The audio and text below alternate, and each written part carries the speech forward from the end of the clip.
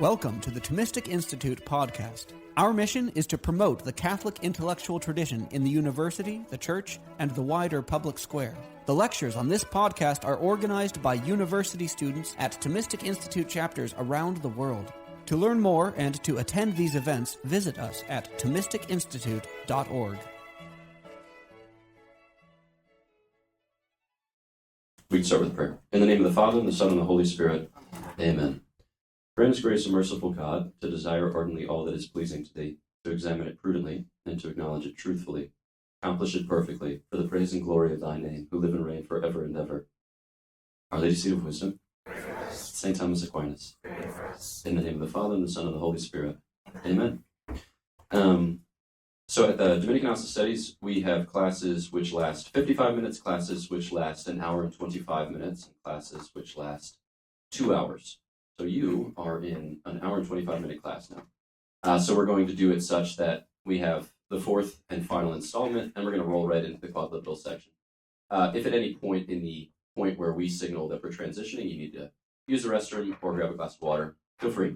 Feel most absolutely, wholly, and entirely free. But we're just going to roll through, so that way you'll have sufficient time to get ready for Mass, which begins at 11:15. So I have a little proposal, and then Sister and I are going to chat through, and then we're going to open it up to questions, and then we're going to open it up to more questions. And then Jesus is going to invite us into a life of questioning, and then we're going to die. So I thought that we could just start with a couple of offenses, just to have a sampling, and that way we can identify common themes or like common realities at stake in said offenses. And then we can examine what is it about those offenses which causes anger, and then in what way is anger in the service of, one, the rectification of the injustice, and then two, the reconciliation of the wounded individual with the wounder, that is to say, the kind of pardon, forgiveness, reconciliation to be had in the relationship. Okay, so some instances of simple offenses, because I think that it's easier to reason upon simple offenses before we reason upon complex offenses. Let's say that you and your roommate live in an apartment, and that your roommate comes kind of charging out of the restroom with a full head of steam and says, "What the heck? I told you 100 times not to, leave the toilet paper dispenser empty." Okay, so that's the thing that's been done. Now, it just so happens that, yes, you have quite a few times left the toilet paper dispenser empty for various reasons, and you had excuses in your mind for each of those instances. But on this particular instance, you and your roommate had a guest visiting the past couple of days, and what you suspected was actually the guest who exhausted the toilet paper from the toilet paper roll. And so it wasn't you. All right, so there's a past history of you having been unjust, but in this case, it wasn't you. And on account of the fact that the friend was common to you and to the other, that your roommate didn't think of that as a possibility, it hurts you, because your roommate just assumes, given the past history and given the judgments that your roommate has made about you, that you are the offender, that you don't think of your roommate when it comes to the replenishment of toilet paper. Okay? All right, let's say that you receive an invitation from your friend to a party, okay? For a helpful backstory, let's say that you're a very talented DJ, okay? And you receive an invitation from your friends to a party. And, he's describing it, and you're like, yeah, that sounds great, ready to go. Now, you're a person who typically shows up about 15 to 20 minutes late, so as to afford your host ample time for preparation, just in case something goes wrong. It's just kind of common courtesy. But in this instance, your friend insists that you show up a little bit early. Like, wow, weird. I don't know the last time I've ever been early for a party. And when you show up, right, you see there's like a little kind of sound system there in the corner with an aux cord, and there's nothing attached to the aux cord. And then your friend turns to you and says, "Oh, looks like they haven't curated the music for tonight. Would you have any interest?" And you say, "Wait a second. I feel like I just got invited to a party to DJ it. That's different than being invited to a party." And so you feel offended, because you feel like your friend just used you for your excellence in disc jockeying arts. So let's say another kind of simple thing. Let's say that you are going back and forth with your friend about plans for the evening, and that at a certain point you propose something concrete. And ordinarily, your friend responds to you within 30 minutes to an hour. But in this instance, your friend hasn't responded to you over the course of a whole day. And the plans are actually for tonight. And it's getting closer and closer.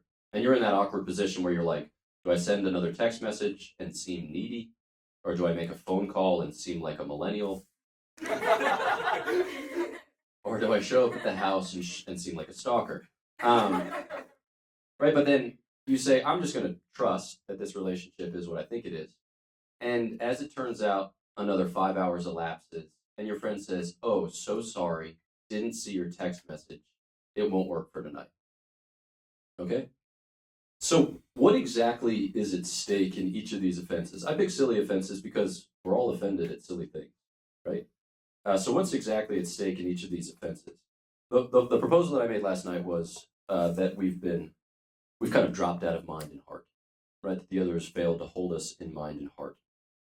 And I think part of it, too, is that to be held in mind and heart is for the other to have access to my interior life and to cherish that. And so the other has failed to access my interior life, or has chosen not to access my interior life, or has chosen not to abide with me in my interior life.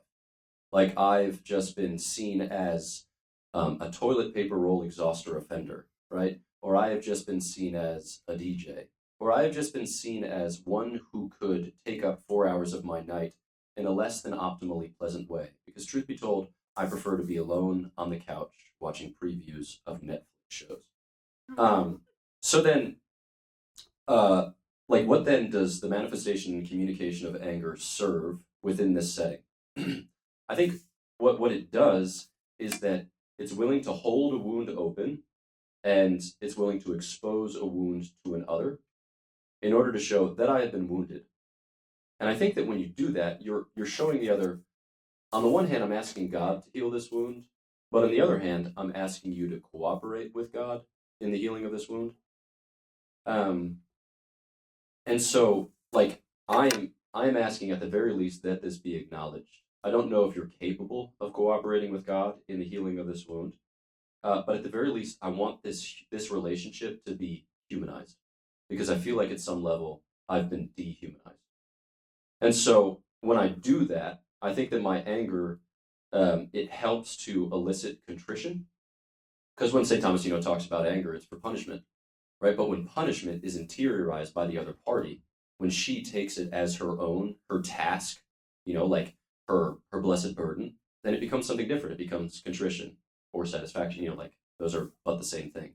But I interiorize whatever this is, as you described it, Father Gregory, I interiorize this thing and I make it my own as a gesture of love, right? As a gesture of hope and reconciliation, but of genuine, effort, as it were, to do something so as to fill up what is lacking at present.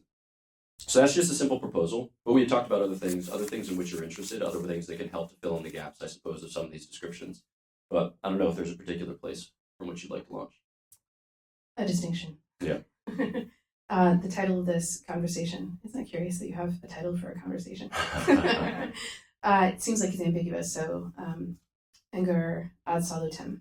So roughly, we have anger and we have healing.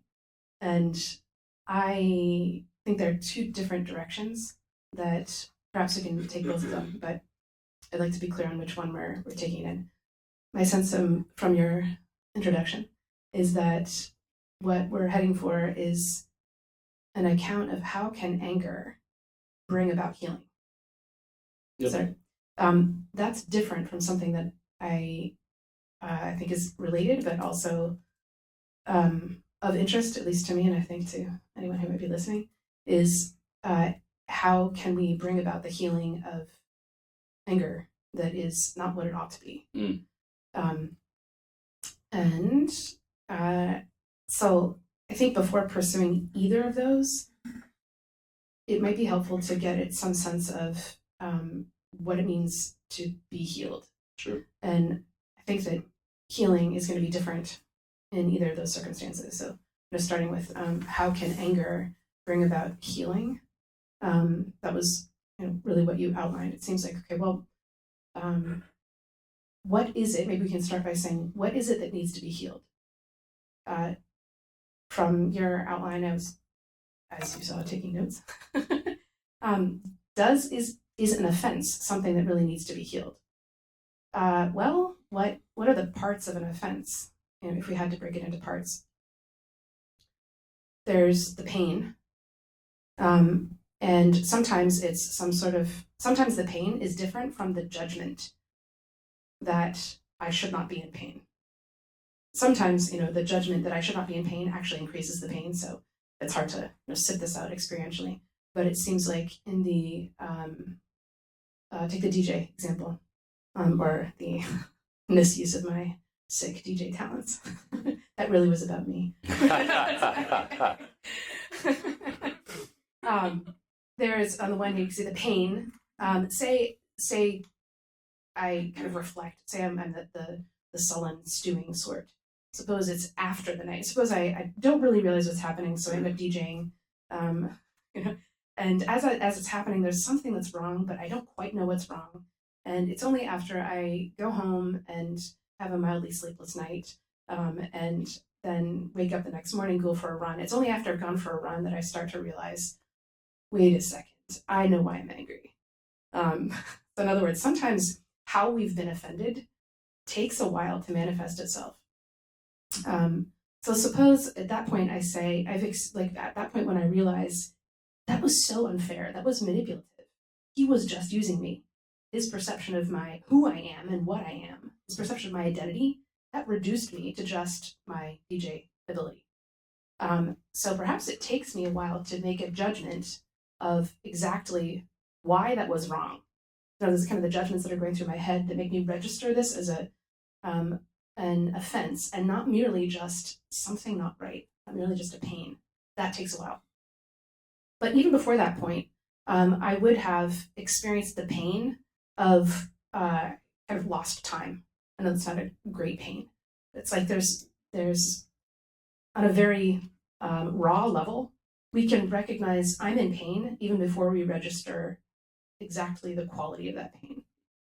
So kind of stepping back and saying, what is it in an offense that needs to be healed? There's on the one hand the pain, and on the other hand the judgment or the injustice, because I think everything at which we get angry comes down to those two things: pain, and then the judgment that this was unjust. And it seems to me like the healing, maybe both of those could be healed, but I don't think the healing of pain happens in the same way that the healing of injustice is healed. Seems to me like the healing of injustice, this is where we're going to connect back to the question that you started with.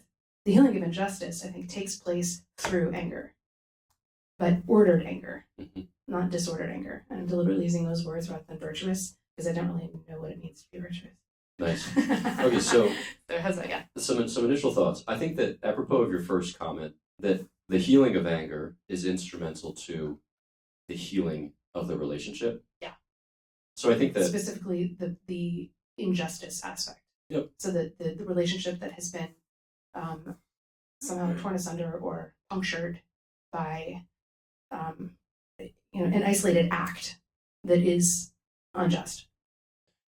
And I think that part of the healing of it, so you describe pain and then the judgment rendered upon the pain. I think that part of what we're responsible for are a series of judgments regarding the nature of the pain. And I think that this is part of where sorting out amongst our emotional responses is helpful. Like my little nieces and nephews, they went to this little session with somebody who explained to them, like, you're in blue right now, or you're in yellow right now, or you're in red right now, to help them process their emotion by colors. I don't remember what it's called, like color therapy, so that they would have the vocabulary. Yeah, exactly. I abide in red. That way they would have the vocabulary to describe the frustration rather than just saying like, my back hurts, or rather than just saying, I don't want to go to school. They'd have some more language. They'd have some vocabulary and grammar for describing the source of their discomfort. And I think that because we've described that anger is often at the nexus of a variety of emotional responses, or a kind of coming together of various emotional responses. We've identified hatred, we've identified sorrow, we've identified hope, just to begin. But I suspect that it's like more complex than just 11 emotions, each kind of like ka-chunka, ka-chunka, ka-chunka. There's various things that are going on there, which are more complex. I think that part of what we're responsible for is experiencing the pain with a kind of innocence, but then sorting out about what's concerned. Because we bring our wounded selves to every interaction. And those wounds pre-exist our relationships, and the wounds then dealt with in the setting of those relationships. And we can't make other people responsible for our whole wounded past, right? But that's part of the story. So we have to have some critical consciousness of it, even whilst admitting that we remain somewhat mysterious to ourselves. So I think that it requires of us to do a little bit of the work of sorting out amongst our different emotional responses, and then purifying the judgments which we render thereupon as to who's to blame, in what way, and then the course to be pursued. So that way, it's not like we're going to rarefy the anger, but we're going to kind of isolate, it's like that's the wrong word, identify appropriately, and then purify the anger such that in communicating it, we communicate it as it's meant to be communicated, not as anger within a complex tangle of hatred, sorrow, hope, and whatever else is at stake. I think that's part of like healing anger, being instrumental to, and in my understanding, instrumental to, I always think of the sacred humanity of Christ. So I don't think instrumental in the bad sense of setting aside. I think of the called up into, and thereby participating in the work of. That it's instrumental to the healing of the relationship. I don't know what you think about that. Can I start by bringing us back to the notion of does pain need healing? Sure. And so setting aside, I used a phrase that I'm not quite sure what it means, the purification of anger. So I'm going to set that aside and go back to, does pain need healing? Can I say one thing about the purification of anger? Yeah. I identify, like, anger, it naturally tends in an impure direction. And I think one of the ways that we register that is ideation. Because kind of like... Wait. What's impure? Impure in the sense of it turns black. So I'm gonna, in the sense that like... When, I don't speak your color language. So like when anger is locked up within an individual, and when he or she, perseverates on it, cogitates upon it, it has a kind of tendency to devolve into like a fell ideation of you picture yourself before the other exacting vengeance rather than vindication. I'm just like taking literary examples. I'm not like thinking too terribly much about the examples that I just cited, but if you don't find an expression for anger, or if you don't begin to do the work of identifying what plays into it and then the judgments rendered upon it, my sense is that it tends to putrefy. If you disagree, say I disagree. I disagree but I'm not sure with what. Okay. It's just this. I want to make a space for the possibility of virtuous anger, meaning it would be better for you to get angry than for you not. I think Thomas has a place for that, and Christ cleansing the temple has a place for that. But it's not only Christ, and I think we can sometimes look at the incident of the cleansing of the temple and say, oh yeah, but that was Christ. For the rest of us, anger always turns black, and I don't want to say that. And I'm not saying that either. Okay. Yeah. I'm just saying that's the general tendency of an emotion unreconciled, like unrectified and unreconciled, trapped up within a human heart. Okay, trapped up. Yeah. Except it seems to me like the natural trajectory of anger is not to remain trapped up. It is, and that's where I fall back on my beloved prepositions of anger is on account of something at you for that. So there's an other directedness of anger. So yeah, anger turns black if you get trapped up. Which I think a lot of people do. Oh, sure. So I'm just saying. But I don't think if you say what's the natural tendency of anger, I'm taking natural as what is the good, what's the proper work of Sure. anger. The proper work of anger is to say, I want to make, in your words, I'm going to make vulnerable. I'm going to expose the wound in me. I'm going to expose that to you. And I don't even know what I'm going to do after I expose it, but at least I'm not going to hold it in. So I would say there's a place for for regarding red anger as good, and that I maybe completely forget about pain. That's good. But I want to go back there. Yeah, no doubt you do. But I think that the nature of that differentiation, or excuse me, the nature of our difference on that point is just that when I said natural, I meant fallen natural. Oh, okay. Okay, so I'm talking about like the principle that works itself out in human nature inexorably in time and space is original sin. That's the only one that we can rely upon to just do its work without any babysitting. Okay, I love the word work.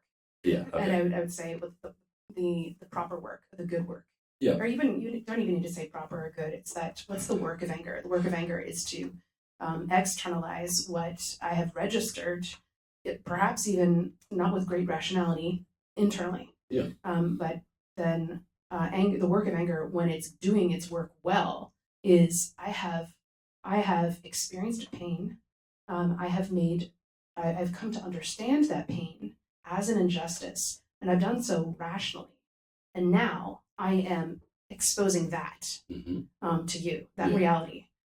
So the good anger is always in human beings is always going to use words.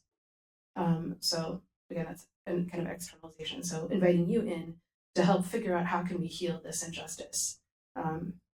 So back to pain. You okay with that? What's it? Can we go back to pain? Yeah, sure. Okay. It seems to me like when we experience something, let's take an example, just of physical pain, which is not one of the three that you proposed. So it's not the toilet paper, it's not the DJ, and it's not the just being neglected. Suppose it's just you have a raging fever. And so since you have a fever, you also are kind of prevented from even the ability to make sense of it. But even if you did have the possession of your full faculties, making sense of it, that's to say putting judgments around it, still doesn't take away the pain. Does the physical pain, just the achiness and whatever, does that require healing? My sense is, okay, I like to do this with layers of words. I don't really know what it means to be healed. But here's what my sense is that we all want when we're in pain. We want someone to be with us in our pain. Even if that's also a very frightening notion. If you're really in pain, you realize that, okay, well, I could distract myself from it, but to what end? And oftentimes, in order to, because no one else is there with us in our pain, we then resort to making judgments in order to distract ourselves from it. So if we're really going to be in pain and not just run away, ultimately what that requires is that someone is there with us. Not to offer explanations, but just to be with us.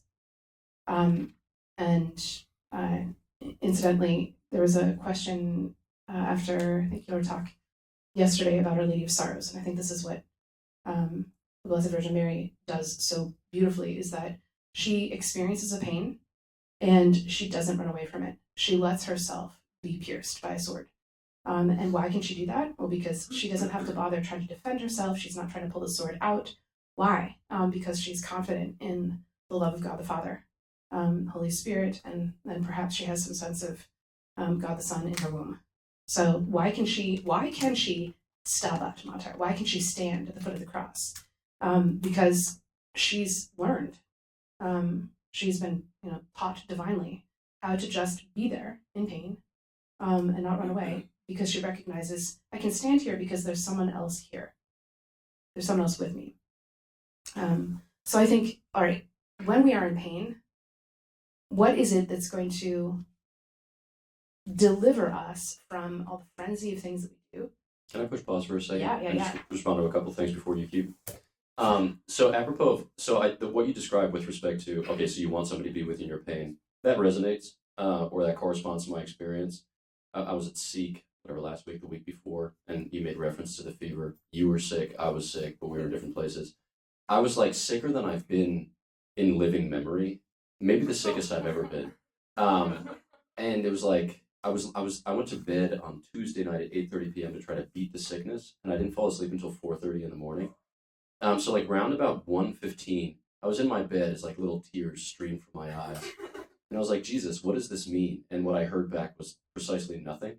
And I was like, cool, what a blessing. Right? But I think that, so like what's fascinating, it seems to me, about the manifestation and communication of anger to the very party by whom you seemingly were offended, which in that case, it's like, Lord, in your loving kindness, Lord, in your providence, why is it such that for a week, when the expectation is that I talk to somewhere between 2,000 and 3,000 people over the course of 4 days and deliver a bunch of talks which require to be like energetic, I feel like I was just hit by a large bus. That falls within your providence, does it not? Your thoughts? Nothing. Okay, cool, great. Right, so like that. But I think that something that's beautiful about anger is that if, one can say something in these terms and not fall afoul of the truth, well, just say it, Gregory. I think that it's a kind of childlike sentiment. It's a kind of childlike emotion. Because at the end of the day, when you're angry, you're just kind of stomping your foot and saying, nah, right? But I think that in being childlike, it can have a certain simplicity to it. It can have a kind of innocence. And I think that you're welcoming the other into the very space where you feel alone, like where you feel like you have not been seen, where you feel like you've not been loved, you've not been trusted. And it's so childlike to say the very person who made me experience this is the person whom I want to abide with me in this, because I have a hope that this relationship is indeed what I thought it was, and I have a hope that this relationship, as a result of whatever just happened, can be more than it was, which I think is a very childlike thing. Like children just keep coming back to the people who hurt them. It's like 4-year-old is on the playground with a 6-year-old. The 6-year-old pushes him down, he cries, and then he runs back to it. It's just like, that's either a recipe for a life of trauma, or it's a genuine hope in the goodness of humanity. Like it's a genuine hope in the goodness of the relationship. Okay, that's just my thought. Sitting back. Yep. Okay. Lots there. Okay. Let me work kind of backwards to the initial one. On the notion of it's childlike to run to the person who harmed you. Seems to me like there's something analogous to that happens when we run to God, when we don't, even if we think that it's God who has slighted us, and also knowing that it is not he who really has slighted us. Just to tweak on prepositions here, anger is at a person because of an offense, but it seems like what we do is when we don't know exactly how to understand the offense, we run to God. So running to someone looks really similar to running at the person, but there's still a qualitative difference to it. And yes, that's just one thought on kind of the childlike simplicity of anger. It seems to me that what you mentioned about bringing the other into, bringing the other close, becoming vulnerable, seems to me like that is a pattern both for resolving pain and resolving the injustice. But it's a little different on each. If you're at seek with raging fever in the middle of the night, and you have a completely childlike disposition, it seems to me like something. This is something of the cry that comes out. Not immediately why, but something like this. Tell me some reason why. Like tell me something good that's closer to me than this pain, or give me something that's good that's closer to me than this pain.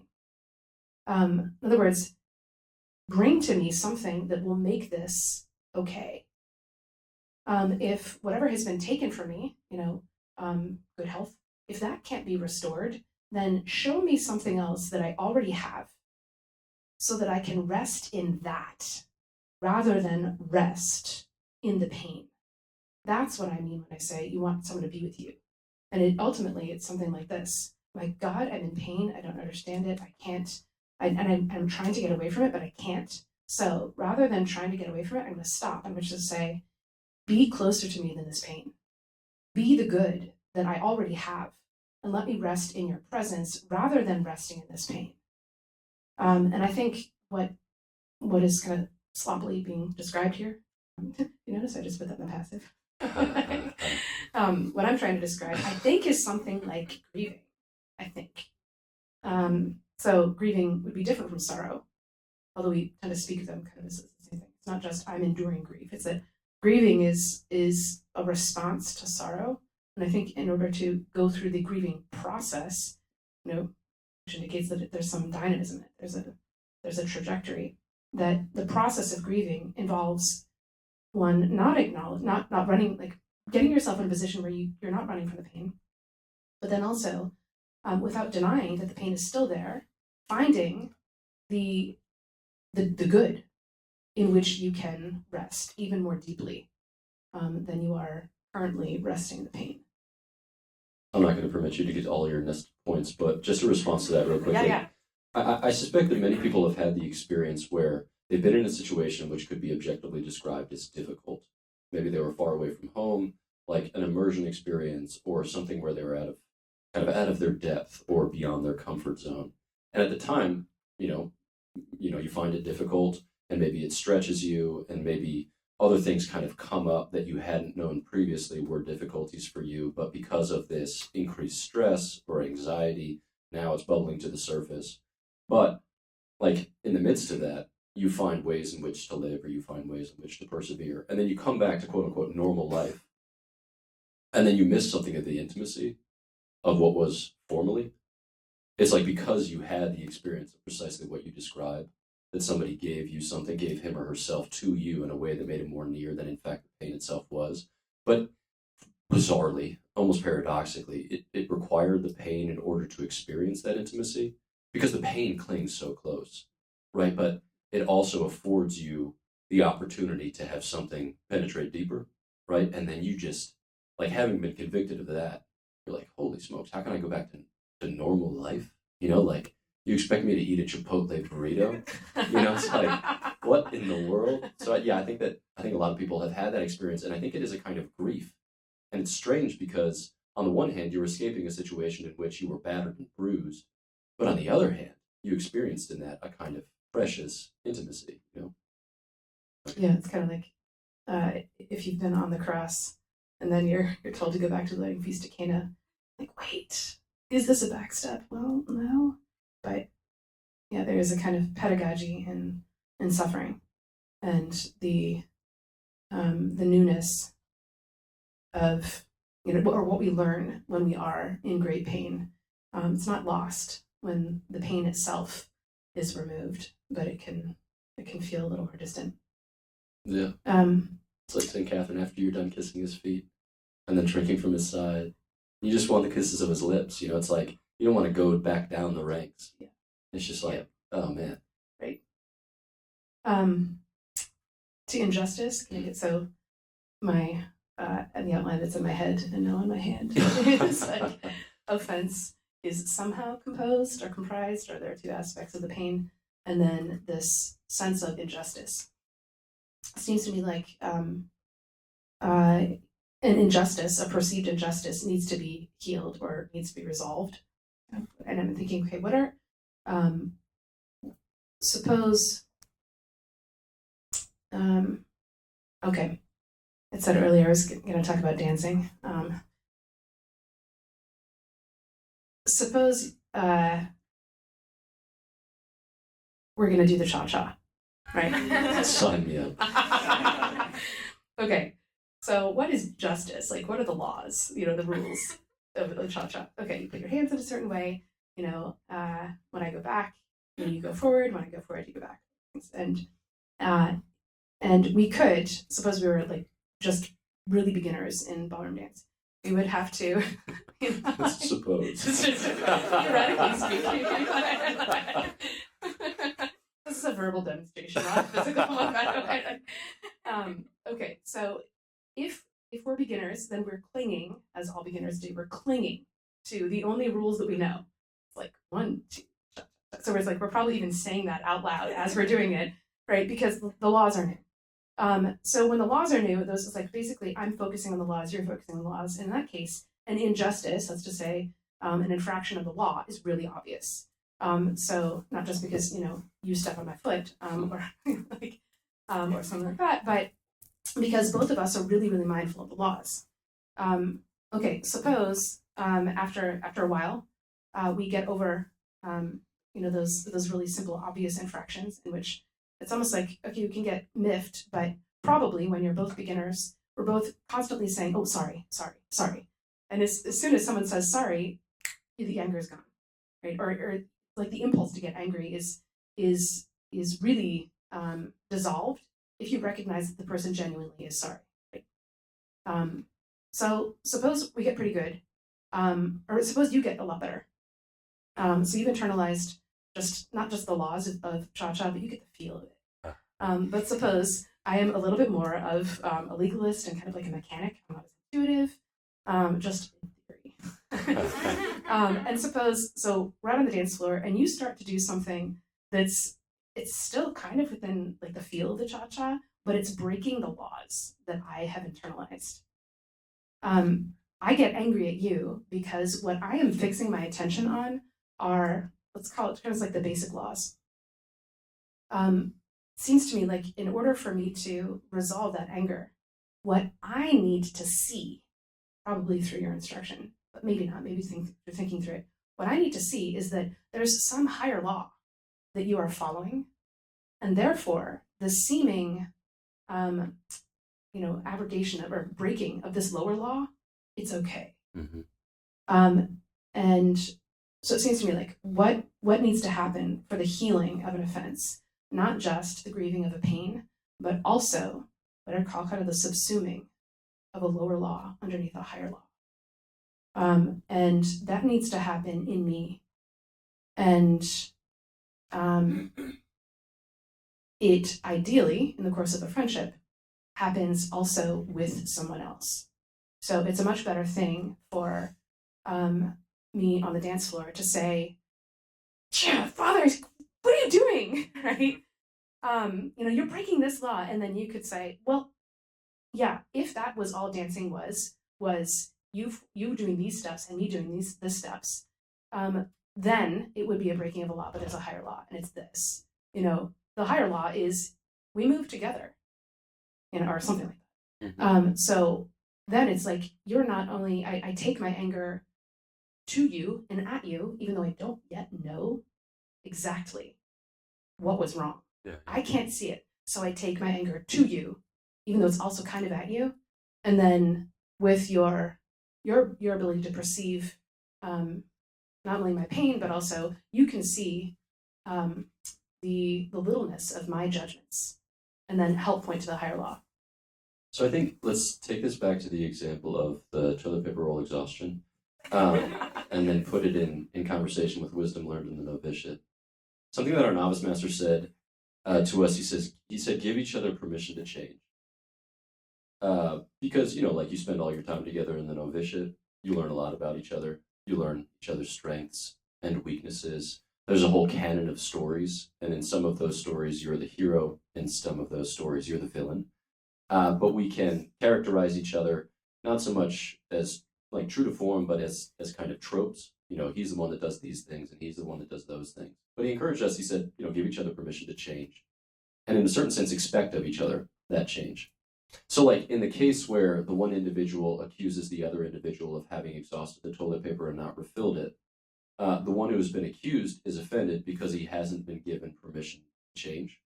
Right? There's like a higher law, and the higher law is that I can learn, I can grow, and I also expect that you can rely upon me to learn and to grow. Will I be slow in certain instances? Sure. Might I backslide in certain instances? Absolutely. But there should be a kind of upward trajectory in our relationship. Not to say that we're just like, we're here to improve each other, because then that becomes artificial and hokey.